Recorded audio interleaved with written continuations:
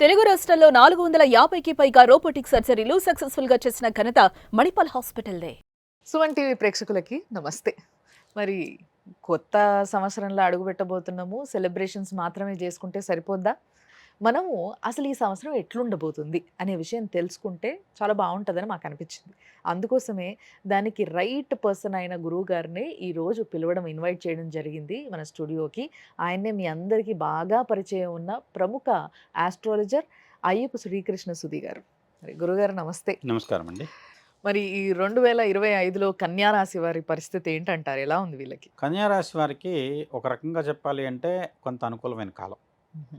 గత సంవత్సరంతో పోలిస్తే ఈ సంవత్సరం చాలా మెరుగైన ఫలితాలుంటాయి. ఓకే. గత సంవత్సరం కూడా సగం నుంచి కొంచెం పర్వాలేదని చెప్పొచ్చు. ఎందుకంటే ఇప్పుడు గురుడు అష్టమంలోంచి భాగ్యంలోకొచ్చాడు. హ్మ్. అయితే గురువు ఒక్క బలంతోనూ జీవితం మంచిగా ముందుకు సాగదు. హ్మ్. తర్వాత శని వీళ్ళకు షష్ఠ స్థానంలో ఉన్నటువంటి పరిస్థితి. హ్మ్. ఇప్పుడు శని యొక్క పరిస్థితి చాలా అనుకూలంగా సప్తమంలోకి వస్తున్నాడు. హుహు. అలానే వచ్చేసి రాహుకేతువులు. రాహు ముఖ్యంగా షష్ఠమంలోకి రావటం. హ్మ్. రాశిలోంచి కేతు వ్యయంలోకి వెళ్తాడు. హ్మ్. వ్యయంలో కేతువు మోక్షకారకుడు అంట.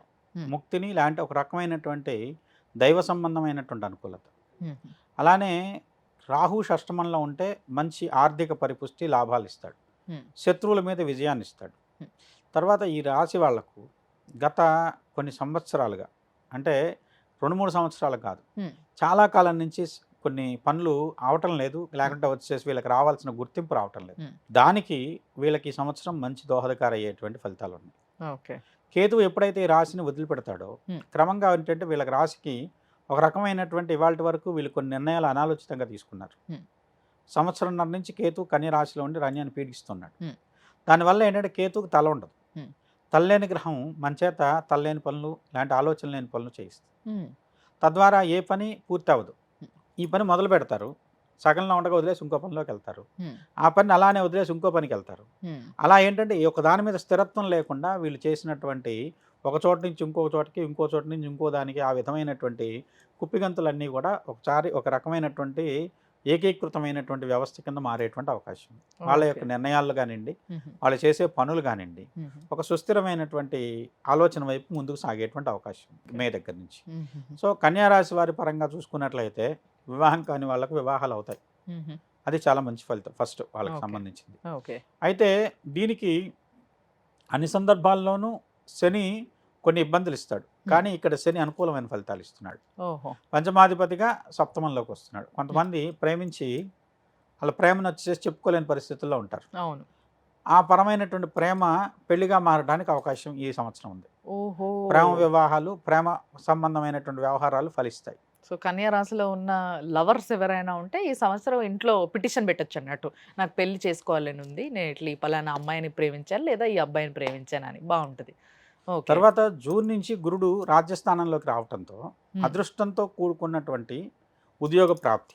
హ్మ్. ప్రయత్నం చేస్తే ఉద్యోగం రావటం వేరు. హుహు. ఎవరికో చెప్పారు. వాళ్ళు వచ్చేసి మీకు ఫోన్ చేసి మీకు ఫలానా జాబ్ ఉంది రండి అని పిలిచే పరిస్థితి వస్తుంది. ఆ! అంటే వల్ల ఎదురు చూసేటువంటి ఫలితాలు వీళ్ళని ఎదుక్కుంటూ వస్తాయి. ఓకే. మరి వ్యాపారవేత్తలకి ఎలా ఉంటుందంటారు? వాళ్ళ పరిస్థితి అత్యద్భుతంగా ఉంటుందండి. ఓహో!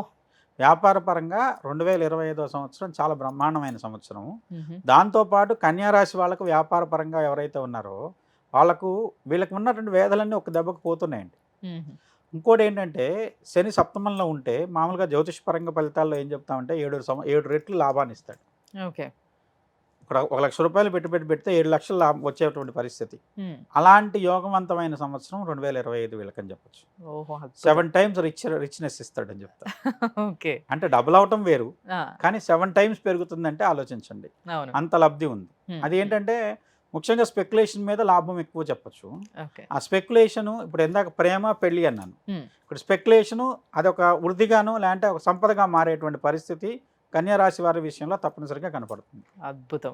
మరి సినిమా వాళ్ళ పరిస్థితి? సినిమా పరంగా వచ్చేసి పెంపుని వ్యవస్థలో ఉన్నవాళ్ళు హ్మ్. అంటే వాళ్ళు పెట్టుబడి పెట్టరు. హ్మ్. జస్ట్ డిస్ట్రిబ్యూషన్ లాంటిదో లాంటి వచ్చేసి అవును. ఎగ్జిబిటర్స్ ఉంటారు. హ్మ్. వాళ్ళకి కలిసి వచ్చేటువంటి కాలం. ఓకే. వాళ్ళకు అంటే ఇప్పుడు ఏదో ఒక సినిమాని ఒక రేటుకు తీసుకున్నారు. దాన్ని హ్మ్. పంపిణీ చేయడంలో జనాలు బాగా ఆదరించారు.